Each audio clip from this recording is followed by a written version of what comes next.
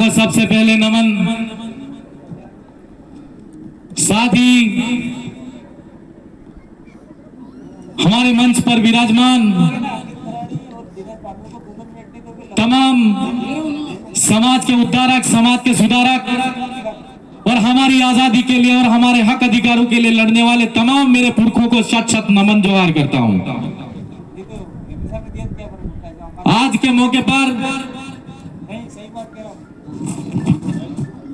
यहाँ पर चिंतन शिविर के माध्यम से जो कार्यक्रम आयोजित किया जा रहा है, उस कार्यक्रम में बांसवाड़ा, डूंगरपुर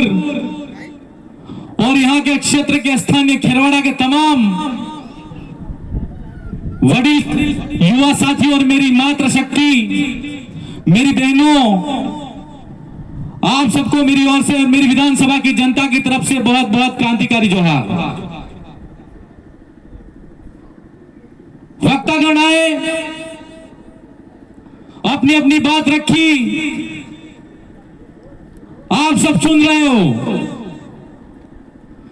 लेकिन कुछ समय पहले की जो बात होती थी तो राजनीतिक पार्टियों ने, चाहे वो जितनी भी आई हो गई हो, और उनसे लड़कर हमारे नेता जो बनते थे,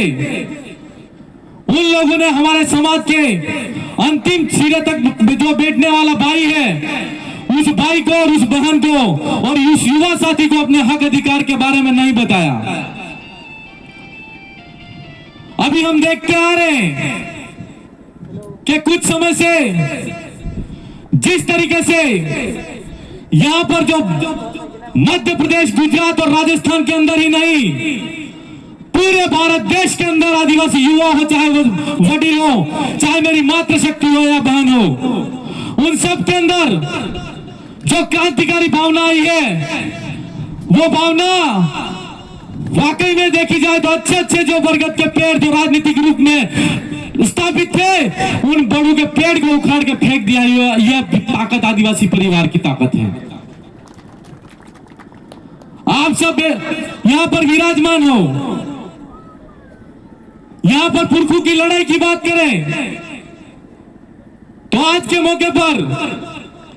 मैं जिस विधानसभा क्षेत्र से आता हूं, उस विधानसभा के अंदर मानगढ़ डैम है, और इस मानगढ़ डैम का इतिहास जिस तरीके से हमारे द्वारा जो हमारी समाज की सर्टिफिकेट लगाकर जो नेता बन रहे हैं, उन नेताओं ने हमारे जो 1507 आदिवासी 1913 के अंदर मानगढ़ की पहाड़ी पर जो शहीद हुए थे, उनको जो अपमानित करने का काम किया है, उस अपमान का बदला आदिवासी समाज कभी नहीं भूलेगा। ये मैं कहना चाहता हूं इस मंच के माध्यम से उनको। पहले चलाते थे, चल गया, लेकिन अब नहीं चलेगा। मानगढ़ की पहाड़ी पर जिस समय गोविंद गिरी महाराज के नेतृत्व में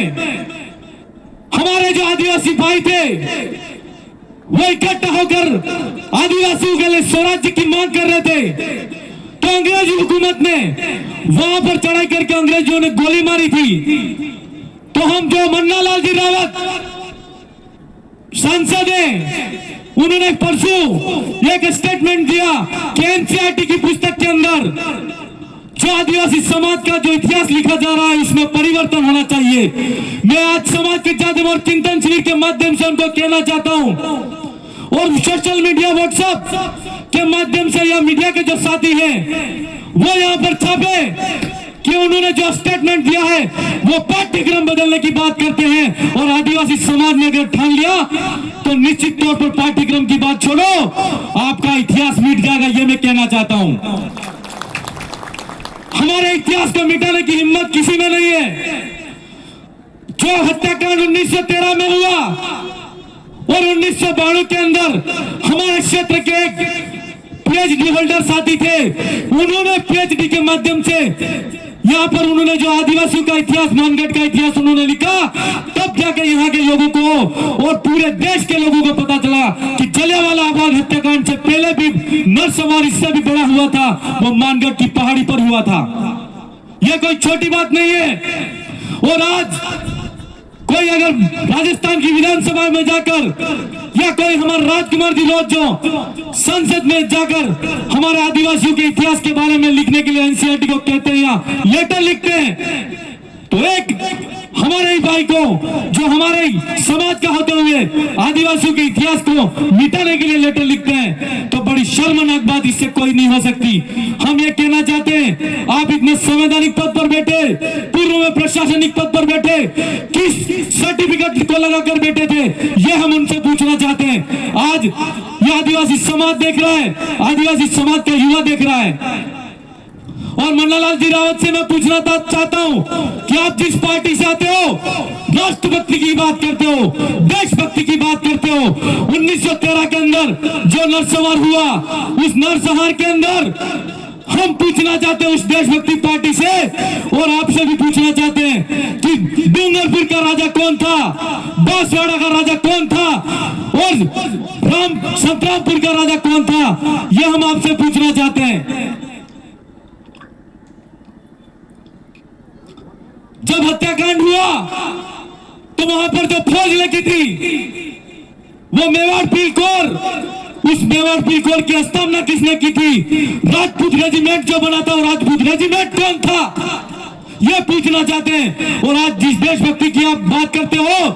और आदिवासी तो जिस आप देशभक्ति की बात करते हो, उस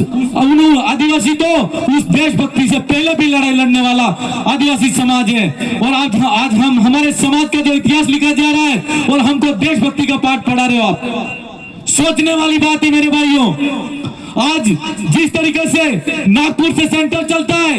और उस सेंटर से उस पाठशाला से वो पढ़कर निकले हैं, तो वो उनके ही पाठ्यक्रम की बात करेंगे, चाहे वो विधानसभा की बात हो, चाहे लोकसभा की बात हो। जो उस पार्टी से आता है वो मात्र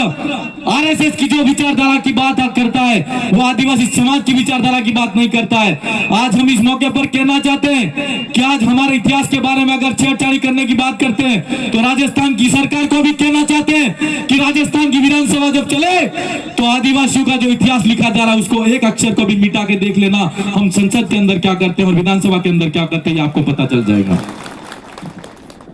आप सब तमाम साथी बैठे, इस मौके पर मैं जागरूकता के माध्यम से एक बात और कहना चाहता हूं कि इस दुलाहारी की पावन धरा के अंदर ये ऊंचे ऊंचे जो पहाड़ दिख रहे हैं,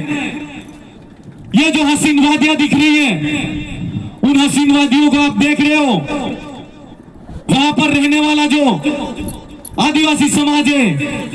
वो युग युग से रहने वाला समाज है। ये इतिहास कहता आया है। आज के इस मौके पर आप सबसे मेरा कहना है कि जिस तरीके से फॉरेस्ट एक्ट के नाम से सरकार आदिवासियों की जमीन पे कब्जा करना चाहती है, तो इस फॉरेस्ट एक्ट के अंदर एक प्रावधान दिया हुआ है 2006 के अंदर वन संरक्षण अधिनियम और वनाधिकार अधिनियम जो बना, उसके अंदर संशोधन बिल आया, और उस बिल के अंदर यह आया कि जहां जहां पर आदिवासी इलाका है, उस आदिवासी इलाके के अंदर वनाधिकार अधिनियम की धारा 4 के अंदर जो आदिवासी भाई रहता है, उस आदिवासी भाई को जहां पर फॉरेस्ट लैंड के नाम से अगर सरकार ने जमीन अधिकृत कर रखी है, उस जमीन के अंदर पट्टा आवेदन करने का अधिकार आदिवासियों को है। मैं आज सब तमाम साथियों से कहना चाहता हूं कि क्षेत्र के अंदर फॉरेस्ट एक्ट की बात तो हो ही रही है, लेकिन अनुसूचित इलाके की भी बात होनी चाहिए। संविधान का जो अनुच्छेद 244 है, उस अनुच्छेद के अंदर पैसा एक्ट लागू है, और पैसा एक्ट के माध्यम से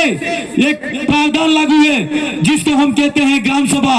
और मैं आपको इस माध्यम से यह कहना चाहता हूं कि गांव-गांव के अंदर आज तक आपने अगर इस पावर को नहीं समझा है, या आपके जो सरपंच है या प्रधान है उसने भी अपनी ताकत को नहीं समझा है, तो आप ग्राम सभा के माध्यम से ऐसा प्रस्ताव पास कराओ, ऐसा प्रस्ताव बनाओ कि एफआरसी की जो रिपोर्ट होती है, जो कमेटी होती है, वो जो आपकी जो संबंधित उपखंड स्तरीय की जो कमेटी होती है उसको प्रस्ताव देगी, और उस प्रस्ताव के माध्यम से जो ये हसीन वादियां और जो पहाड़ दिख रहे हैं वो आदिवासियों के पहाड़ है। जो फॉरेस्ट एक्ट के नाम से जमीन जो सरकार अधिकृत करना चाहती है, ग्राम सभा का गठन करके उस पर कब्जा करने की तैयारी शुरू करो, ये मैं आपसे कहना चाहता हूं। क्योंकि हमारे अधिकारों के बारे में कोई कानून का ज्ञाता कहने नहीं आएगा, कोई बोलने नहीं आएगा। जो अधिकार अगर संविधान हमको देता है, उन अधिकारों की जानकारी के लिए संविधान को पढ़ो, और संविधान को नहीं पढ़ सकते तो विशेषज्ञों से राय लेके उसके बारे में हमको लड़ना चाहिए। ऐसा मेरा आपसे कहना है। आज के मौके पर आपको मेरा कहना है कि यहाँ पर शिक्षा स्वास्थ्य की बात भी होनी चाहिए, और इस क्षेत्र के अंदर 244 की मूल भावना के अनुरूप यहाँ पर 100% इलाका आदिवासियों का होना चाहिए। ऐसा मैं नहीं, सुप्रीम कोर्ट कह रहा है। तो इस इलाके के अंदर जो अधिसूचना 2013 के अंदर और 2016 के अंदर आज जो आई थी, उस अधिसूचना के अंदर 45% जो आरक्षण एसटी को है और 5% आरक्षण एससी को है, और 50% आरक्षण अनारक्षित के नाम से दिया जा रहा है। और इसके अंदर 50% जो आरक्षण दिया जा रहा है, उस आरक्षण के अंदर आज की तारीख में हमारे जो युवा बेरोजगार भाई हैं, वो भाई बेरोजगारी की होड़ के अंदर आगे बढ़ रहे, लेकिन उस आरक्षण के बारे में कोई सोच नहीं रहा है। मैं युवा साथियों से कहना चाहता हूं कि क्षेत्र के अंदर हमारे साथ में भी वहां पर 2 एमएलए और बैठे हैं और एक सांसद हैं। आपकी मांग है, उस मांग को बुलंद करने का काम करो, और राजस्थान की जो सरकार है और दिल्ली की सरकार है उसको हिला दो। ये मैं आपसे कहना चाहता हूं। क्यों? जब तक अगर वो इनके बारे में नहीं लड़ेंगे तो निश्चित तौर पर हम अंधेरे में रहेंगे। हम आज बातें सब कुछ हो रही है, और मुझे ऐसा नहीं लगता मध्य प्रदेश, गुजरात और राजस्थान के अंदर और पूरे देश के अंदर जहां जहां विचारधारा की बात आती है, जागरूकता की बात आती है, निश्चित तौर पर ऐसा लगता है कि क्षेत्र के अंदर और देश के अंदर जागरूकता आ चुकी है और आ गई है। लेकिन इस मौके पर एक बात और कहनी थी, जो यूडीए का कानून है, उस कानून का भी आपको पूरी जानकारी के साथ में विरोध प्रदर्शन करना चाहिए। सरकार कोई भी कानून बनाए, उसकी जानकारी रखो। मैं इस मौके पर आपके साथ में एक बात और कहनी है मुझे, कि अगर इस क्षेत्र के अंदर चाहे वो जल जंगल जमीन का मामला हो, चाहे हमारे साथ में अत्याचार शोषण का मामला हो, चाहे वो आरक्षण का मामला हो, चाहे यूडीए जो कानून बनाया है उस कानून का मामला हो, आप अगर क्षेत्र के अंदर सड़क पे लड़ोगे तो सड़क पे लड़ने के लिए हम आपके साथ में कंधे से कंधा मिलाकर आएंगे। ऐसा मैं आपसे कहना चाहता हूं। मेरे भाइयों, कहने को बहुत सारी बातें हैं, समय कम है और बहुत सारे और वक्ता हैं। मैं निश्चित तौर पर इस जो क्रांति के जो अग्रदूत हैं, उन अग्रदूतों को भी फिर से प्रणाम करता हूं, नमन जोहार करता हूं। और आप सबने ये जो विचारधारा जिस तरीके से इस क्षेत्र के अंदर जो बढ़ाई है, और निश्चित तौर पर आने वाले समय के अंदर ऐसा तूफान आएगा कि क्षेत्र के अंदर एक तरफा जो गोविंद गुरु महाराज का जो सपना था, और जो आज की तारीख में हम जो सब पंचायती राज एक्सटेंशन एक्ट के अंदर स्वायत्तता की बात करते हैं और हमारे बिल राज की बात करते हैं, वो कायम होके ही रहेगा। इन्हीं शब्दों के साथ में मेरी वाणी को यहीं विराम देता हूं। आप सबकी जय, जय जोहार, जय बिल प्रदेश, जय संविधान, जय जोहार। धन्यवाद विधायक।